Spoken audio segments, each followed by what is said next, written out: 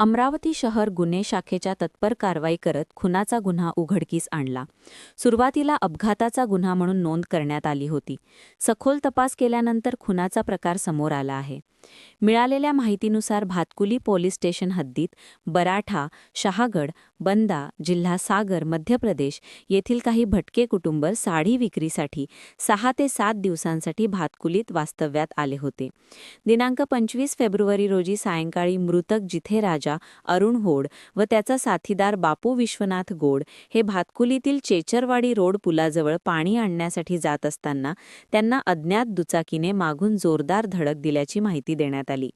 जखमींना उपचारासाठी उपजिल्हा रुग्णालय भातकुली येथे दाखल करण्यात आले.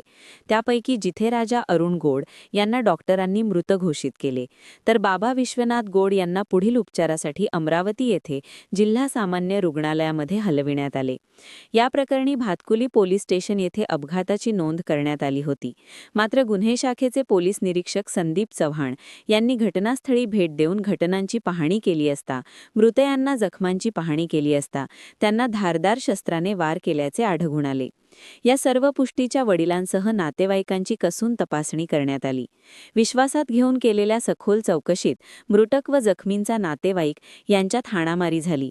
त्याचवेळी आरोपीने धारदार शस्त्राने वार करून खून केल्याची कबुली दिल्याची माहिती पोलिसांनी दिली आहे. सदर आरोपीवर सध्या जिल्हा सामान्य रुग्णालयात उपचार सुरू असून तो पोलीस निगराणीखाली आहे. त्याला अटक करण्याचा प्रक्रिया सुरू असल्याचा पोलिसांनी सांगितलं आहे. हे कारवाई पोलीस आयुक्त राकेश ओला यांच्या मार्गदर्शनाखाली पार पडली असून पुढील तपास सुरू आहे.